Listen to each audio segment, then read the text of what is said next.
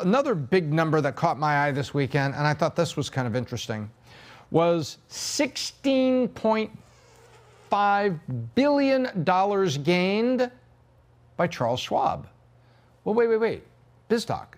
When Silicon Valley Bank fell, I mean, last week we were covering it, and wasn't it the big four banks that kind of swept up the Silicon Valley Bank customers as people were scared of now regional banks, and they went to the big four, which of course is Chase, JPMorgan Chase, then Citibank, then Bank of America, and then Wells Fargo. And by the way, I say Wells Fargo out of accuracy, not because I'm picking on their brand.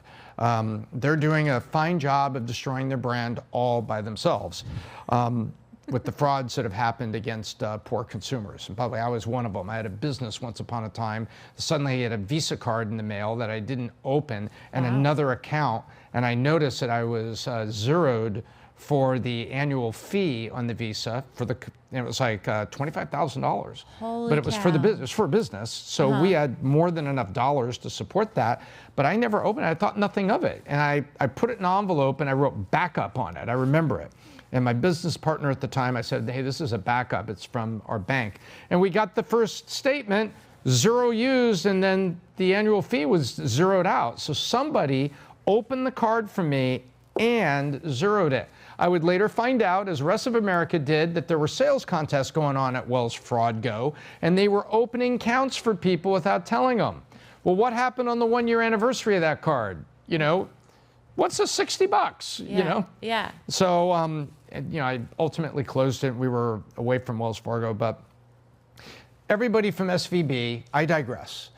So in other words, watch and be careful, because even the big four banks, bad things can be happening, so be aware. So anyway, Carl Schwab over the weekend says that they have recently swept up $16.5 billion in customers. And I'm like, where are these customers coming from? It's not coming from the big four. The big four were all talking last week about how they had responded and got customers by serving them during the SVP crisis. We read about the guys at JPMorgan that were doing pulled an all-nighter, 24 and 48 hours these people were working to call people up and saying, hey, do you have a payroll account? What's up with Silicon Valley Bank? We're here to help you. Bring your stuff over here, we'll get you covered. So at the moment of need, they were doing good things. So you heard about all that. So this money can't be coming from the big four, because the big four were picking up stuff. So where did it come from? Well, I dove into it a little bit, and near as I can figure out, you know where it came from? Regional banks. And it came from a thing called the contagion effect. Remember they were talking about, oh my gosh, we can't have a run on the banks. We can't have that happen. If we have a run on the banks, we've got trouble. Well, hang on a second. The run on the banks would have caused banks to fail, because in our fractional banking system, which means they only have a fraction of the cash on hand that's represented by the deposits because it's been loaned out. In that sort of a situation, the regional banks must have been losing customers. You know, regional banks that aren't having any trouble.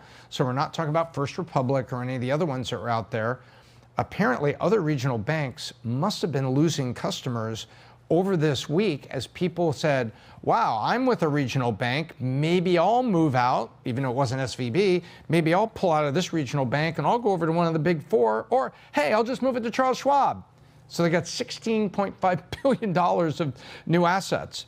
So I think that's what happened, as near as I can figure.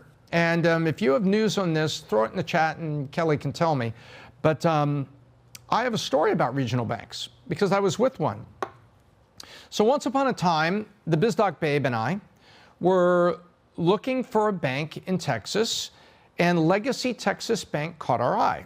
They had nice private client services, and we went in, checked the bank out, looked at stuff, and they had a bunch of very nice benefits in there. If you had certain balances, they would credit back, ATM charges everywhere. Even if you went to Las Vegas and went into a casino where the casino charged you like $8 to take money out because I needed, say, money for the valet or something, that $8 came off. They would credit all that back. So they had a lot of nice benefits. So I said, well, let's go, let's do it.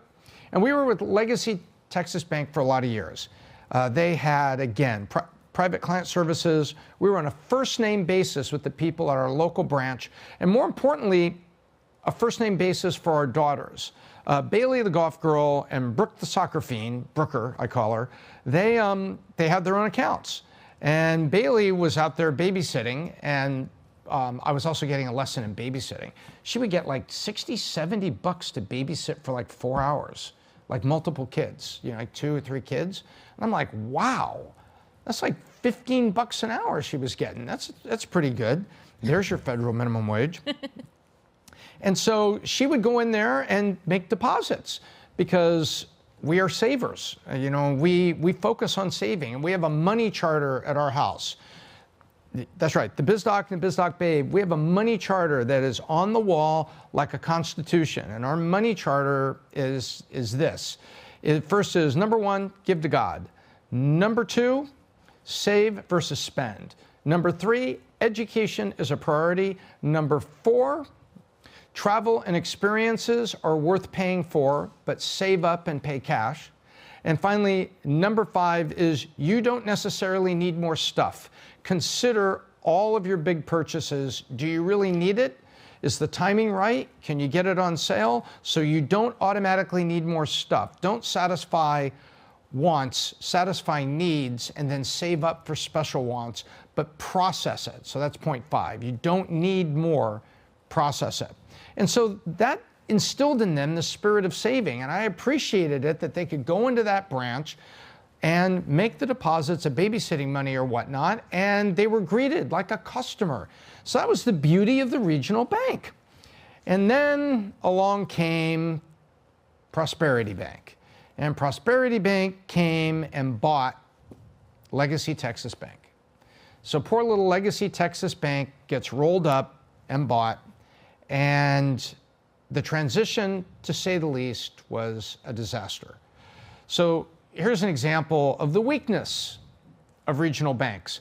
I don't know how much IT staff Prosperity had or how many transition people they had. I have no idea. All I know is that my Legacy Texas app didn't work anymore. The app that they sent me for Prosperity, I had trouble signing in. Once I did, all my accounts weren't showing. Numbers that were in there, I said, that can't be the frickin' balance. And I went through like a week of this, and it was really annoying.